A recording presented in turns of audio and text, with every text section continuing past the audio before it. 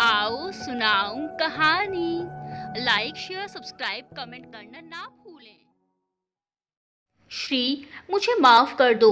मुझसे बहुत बड़ी गलती हो गई। वह मेरी जिंदगी की सबसे बड़ी भूल थी। श्रीधर के गले लगकर आंखों से आंसुओं की बहती धारा के साथ सिसकियां लेते हुए मोहना बोल रही थी। मोहना अभी मॉरिशस से आई थी। 1 महीना पहले वह पूना से स्काईलार्क कैलेंडर गर्ल प्रतियोगिता में शामिल होने के लिए गई थी। वहां जाने से पहले एक दिन वह श्री को मिली थी। वही यादें उसकी आंखों के सामने किसी चलचित्र की भांति घूम रही थी। Shri, I am so excited. Imagine, just imagine, अगर मैं स्काईलार्क कैलेंडर के 12 महीने के एक पेज पर रहूंगी, then I will be so popular. कितना मजा आएगा। फिर क्या, मॉडलिंग के ऑफर्स मुझे मिलने लगेंगे। मैं लैक्मे और विल्स फैशन वीक में भी शिरकत करूंगी। और श्री, यू नो वॉट, हो सकता है मुझे किसी फिल्म का ऑफर भी मिल जाए। वाओ, मैं तो बस सोच सोच कर ही पागल हो रही हूँ। कल को जब ये सब सच होगा तब मेरा क्या होगा। बस मोहना सपनों में खोई हुई बातें ही करती जा रही थी। पहले तो श्री ने उसकी बातें शांति से सुन ली। वह तो शांत व्यक्तित्व का ही इंसान था। कोई भी चीज वह भावना के बहाव में बहकर नहीं करता या कहता था। लेकिन मोहना का स्वभाव एकदम उसके विपरीत था। एक बार उसके दिमाग में कोई चीज बस गई तो बस गई। एक चीज का भूत फिर तो मोहना के दिमाग से कोई नहीं निकाल सकता था। ना ही फिर दूसरी कोई भी चीज उसे सोचती थी। बस रात दिन वही बात। टीवी पर स्काईलार्क का ऐड देखने के बाद उसे भी लगा कि एक सफल मॉडल बनने का सपना साकार करने के लिए मुझे एक स्प्रिंग बोर्ड मिलेगा। श्री, तुम्हें नहीं लगता कि इस कंपटीशन में पार्टिसिपेट करने के लिए मैं योग्य लड़की हूँ? मेरे पास एथलेटिक्स बॉडी है, फोटोजेनिक फेस है, मैं अच्छी स्विमर भी हूँ। श्री ने आखिर अपनी चुप्पी तोड़ी और मोहना की आंखों को गहराई से देखते हुए पूछा, दैट्स ओके मोहिना। इस प्रतियोगिता में शरीक होने के लिए जो 25 लड़कियां फाइनल होंगी, उनमें भी यही सब गुण होंगे, बल्कि हो सकता है इससे भी कहीं ज्यादा हो। वे भी बिकनी में फोटोग्राफर्स को हॉट पोज देने की तैयारी में आएंगी। वैसे ही तुम्हारी भी मानसिक तैयारी होगी क्या? Will you be ready for that? तुम कंफर्टेबल भी रहोगी क्या? क्या तुम उन मॉडर्न लड़कियों की तरह ये सब कर पाओगी? एक ही झटके में श्री ने उसे वास्तविकता का एहसास करा दिया था। लेकिन मोहना ने पलक झपकते ही जवाब दे दिया, अगर मेरा शरीर सुंदर है तो उसे दिखाने में मुझे कुछ हर्ज नहीं है। अगर भगवान ने आपको इतना सुंदर बनाया है तो अपनी सुंदरता दूसरों को दिखाने में कैसी शर्म। वैसे भी मराठी लड़कियां इस क्षेत्र में पीछे नहीं हैं। यह मैं अपने कॉन्फिडेंस से दिखाऊंगी। तुम देखना श्री, बस मुझे एक बार मौका मिल जाए, एक बार अच्छा सा स्काईलार्क जैसा प्लेटफॉर्म मिल जाए, फिर तो मेरे सपनों को पंख लग जाएंगे। फिर तो मैं पीछे मुड़कर कभी नहीं देखूंगी। मोहना ने झट से श्री को जवाब देकर निरुत्तर कर दिया। श्री ने उससे अगला सवाल पूछ ही लिया, और वो कॉकटेल पार्टीज और सोशलाइजिंग, उसका क्या? मोहना, तुम एक मिडिल क्लास सोसाइटी से बिलोंग करती हो। तुमने आज तक अपने स्कूल और कॉलेज की फ्रेशर्स और फेयरवेल पार्टीज में ही शिरकत की है, या तो ज़्यादा से ज़्यादा गली मोहल्ले या रिश्तेदारों की बर्थडे पार्टीज में। लेकिन जहाँ के तुम सपने देख रही हो वहाँ का वातावरण बिल्कुल ही अलग होगा। मुझे डर लगता है कि कहीं तुम उस वातावरण में एडजस्ट नहीं कर पाई तो, क्योंकि तुम्हें उस वातावरण की बिल्कुल भी आदत नहीं है। क्या तुम खुद को इस वातावरण में ढालने के लिए पूर्ण रूप से तैयार हो? मोहना ने भी तुरंत जवाब दिया, क्या श्री तुम भी ना? श्री मेरे यार, मुझे मोटिवेट करने के बजाय मुझे पहले से ही डरा डरा कर डिमोटिवेट करने पर तुले हुए हो। देखो, तुम्हारी बात सही है कि फिलहाल मुझे इस वातावरण की बिल्कुल आदत नहीं है, लेकिन तुम ही तो कहते हो ना कि कोई भी काम अपने जीवन में पहली बार कभी ना कभी करना तो पड़ता ही है ना। मुझे इसका अनुभव नहीं है, लेकिन मैं दूसरी लड़कियों से सीखूंगी। आखिर इंसान जीवन भर कुछ ना कुछ सीखता ही तो रहता है। मैं भी सीख लूंगी। श्री, बस तुम प्रे करो कि मैं एक बार स्काईलार्क का हिस्सा बन जाऊं, फिर तुम देखना मेरा कमाल। मैं कैसे सब सीख कर सबको पीछे छोड़ दूंगी। कैलेंडर गर्ल बनने के लिए मैं कुछ भी करूंगी। प्रतियोगिता में सहभागी होने की रोमांचकता से उसका चेहरा और खिल गया था। फिर मन में सोचकर श्री ने उसे कहा, ओके मोहना, अगर तुमने तय कर ही लिया है तो मैं क्यों आड़े आऊं? मैं तो हर हाल में तुम्हारे साथ हूँ। खुद को संभालो और हार जीत कुछ भी हो, यह स्वीकारने की हिम्मत रखो, मैं इतना ही कह सकता हूँ। श्री का ग्रीन सिग्नल मिलने के बाद मोहना खुश हुई थी। श्री के गाल पर किस करते हुए उसने कहा, अब मेरी मम्मी से इजाज़त लेने की जिम्मेदारी भी तुम्हारी ही है। बस एक बार मम्मी भी मान जाएं, फिर तो सारी प्रॉब्लम सॉल्व। फिर तुम्हें फ्री माइंड होकर इस प्रतियोगिता में हिस्सा लूंगी। श्री ने भी ज़्यादा ना कुछ बोलते हुए हामी भर दी। मोहना की मम्मी भी मोहना के स्काईलार्क कैलेंडर गर्ल प्रतियोगिता में हिस्सा लेने के विरुद्ध थी। वो नहीं चाहती थी कि मोहना इस फील्ड में जाए। उनका सपना तो अपनी बेटी को डॉक्टर या इंजीनियर बनाने का था, जो कि हर मध्यवर्गीय माँ बाप का होता है। तभी तो पति के देहांत के बाद भी उन्होंने अपनी इकलौती बेटी मोहना की परवरिश में कोई कसर नहीं छोड़ी थी। खासकर उन्होंने अपनी बेटी को अच्छे स्कूल और कॉलेज से शिक्षा दिलवाई थी। और फिर मोहना पढ़ने में भी काफ़ी अच्छी थी, हमेशा अपने क्लास में टॉप करती थी। ग्रेजुएशन भी उसने अच्छे नंबरों से पास की थी।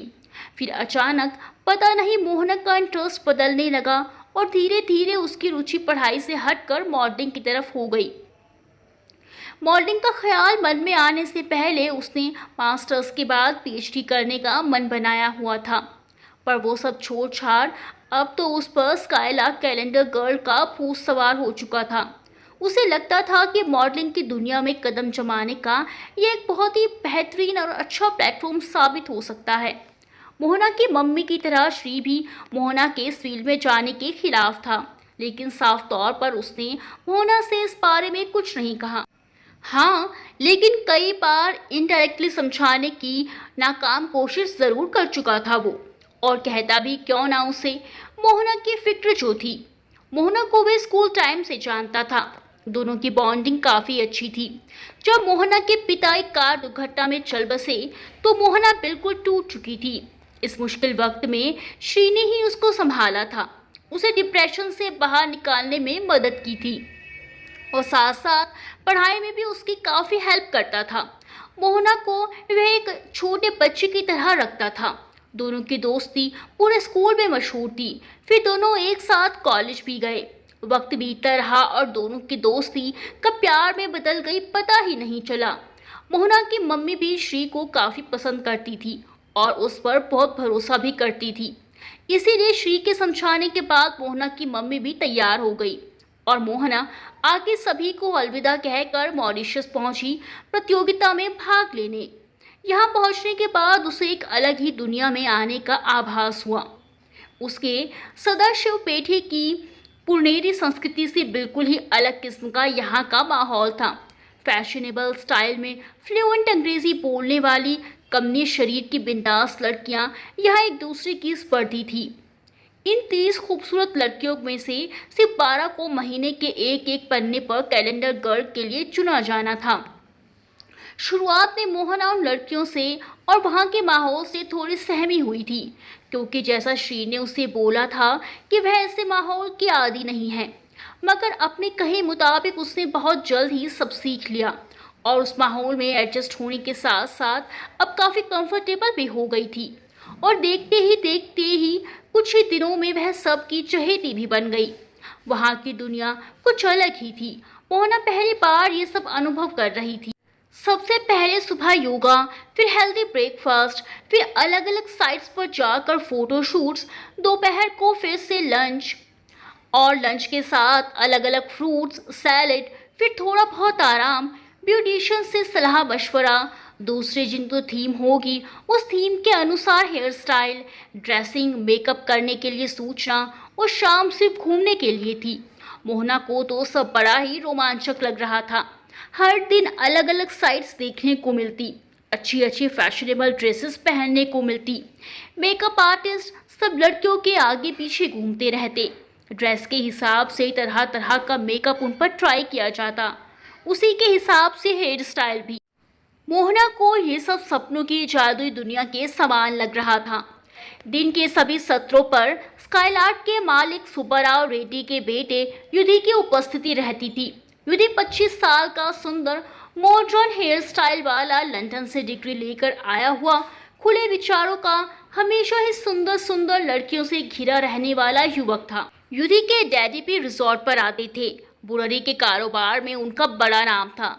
सिल्वर बालों पर गोल्डन हाइलाइट्स, बड़े बड़े फ्लोटियल डिजाइन के नियॉन रंग की पोशाकें उनके रंगीले व्यक्तित्व पर मैच होती शर्ट्स किसी युवा को भी पीछे छोड़ देती थी। दोनों बाप बेटे काफी सारी हसीनाओं के बीच बैठकर सुंदरता का आनंद लेते रहते थे। प्रतियोगिता के अंतिम दौर में चुनी गई 15 लड़कियों में मोहना का भी नाम शामिल हुआ है। यह सुनकर उसकी खुशी का ठिकाना ही नहीं रहा। आधी बाजी तो उसने पहले ही जीत ली थी, लेकिन यह खुशी पलक झपकते ही खो गई। रात के डिनर के पहले युधि के डैडी ने उसे स्वीट पर मिलने के लिए मैसेज भेजा था। मोहना का दिल धक धक कर रहा था। उसके मन में अलग अलग विचार दौड़ रहे थे। आखिर किसने बुलाया होगा? क्या काम रहा होगा? उसे कुछ सोच नहीं रहा था। कभी वह सोचती कि हो सकता है किसी ज़रूरी काम से बुलाया हो, फिर अगले ही पल गलत विचार मन में आने पर वह डर जाती थी। लेकिन जाना तो पड़ेगा ही। आखिर इस प्रतियोगिता के प्रमुख का संदेशा था। श्री को छोड़कर किसी पराये मर्द से मोहना पहली बार एकांत में मिल रही थी। जब वह रेड्डी के स्वीट पर पहुंची तो दरवाज़ा खुला ही था। दरवाजे पर दस्तक देकर वह अंदर गई। रेड्डी सिल्क का कुर्ता व लुंगी पहनकर सोफे पर बैठा था। सामने विस्की की बोतल, ग्लास, आइस फ्लास्क और मसालेदार नमकीन की प्लेट रखी थी। कम इन मोहना, माय डियर। रेड्डी ने खड़े होकर उसका हाथ पकड़कर उसे सोफे पर बैठाया। मोहना अंदर से सहम गई थी। रेड्डी राजकीय, औद्योगिक और सामाजिक सर्कल में मान्यता प्राप्त थे। इतना ही नहीं, कैलेंडर गर्ल में सबसे हॉट सुपर मॉडल का चुनाव तो यही करने वाले थे। ड्रिंक? उन्होंने मोहना से पूछा। मोहना ने नो कहा। फिर भी उन्होंने दूसरे खाली ग्लास में एक पैक बना दिया।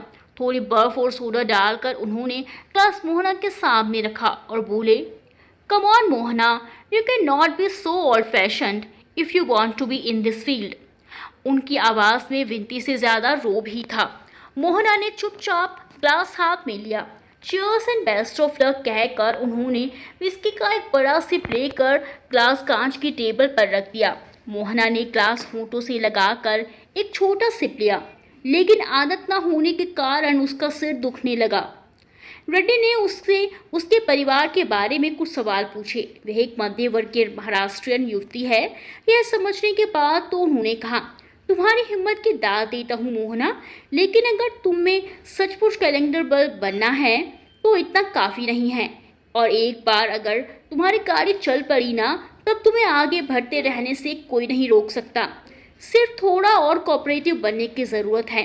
रेड्डी ने विस्की का एक जोरदार सिप लेते हुए सिगार सुलगाई और उसी के धुएं में वह मोहना के चेहरे की तरफ देखने लगा।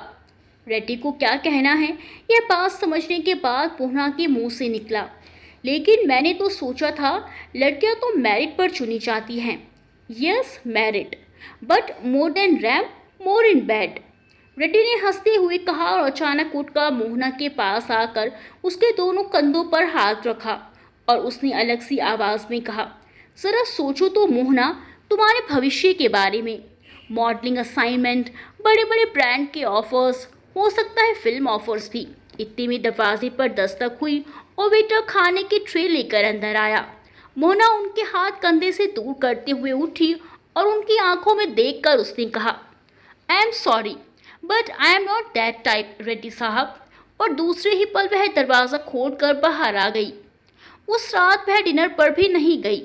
रात को नींद भी नहीं आई। उसका दिल धक धक कर रहा था। मन किसी अनहोनी की वजह से डर रहा था और आंखों से आंसू बह रहे थे। दिल ही दिल में वह बार बार भगवान का लाख लाख शुक्र कर रही थी कि उसे भगवान ने बचा लिया। बेशक अपना सपना पूरा करने वह इतनी दूर आई थी, फिर भी उसकी अपनी कुछ सीमाएं थी जिन्हें वह लांघना नहीं चाहती थी। बड़ी मुश्किल से उसने अपने आंसू साफ किए और खुद को संभाला। बाकी लड़कियों के हंसने की आवाज़ रात को देर तक उसे आ रही थी। उसकी रूममेट रिया रात भर गायब थी और वह सुबह आई थी। दूसरे ही दिन उसके हाथ में स्काईलार्क का लेटर था। पहले तो अंतिम दौर के लिए उसे चुना हुआ था, लेकिन अब उसका नाम निकाल दिया गया था। वापसी का टिकट भी उसी लेटर के साथ ही था। उसके सारे सपने टूट चुके थे। बनमसोस का मोहना पूना आई थी और श्री के गले लगकर रो रही थी। मेरी मेरी ही गलती थी श्री। स्काईलार्क कैलेंडर गर्ल बनने का सपना और सुपर मॉडल बनने की चाह में मैंने बाकी चीज़ों की तरफ ध्यान ही नहीं दिया। लेकिन यकीन करो मुझ पर श्री, मैंने वह लक्ष्मण रेखा कभी भी पार नहीं की। उसके पहले ही मैं पीछे मुड़ गई और वापस लौट आई अपने वास्तव में, अपने विश्व में। तुम्हें भरोसा है ना श्री? श्री ने उसे बाहों में भर लिया। अब 12 महीने के पन्नों पर से तुम्हारी ही फोटोज का कैलेंडर मैं छापूंगा रानी, उसने हंसते हुए कहा और मोहना रोते रोते हंसने लगी। उसकी वह हंसी उसके फोटो शूट की बनावटी हंसी से बहुत ही नेचुरल और मासूमियत भरी थी। दोस्तों, कहानी के बारे में अपने विचार कमेंट्स में बताएं और वीडियो को लाइक करना बिल्कुल ना भूलें। मिलते हैं अगले वीडियो में अच्छी सी कहानी के साथ। तब तक के लिए बाय बाय।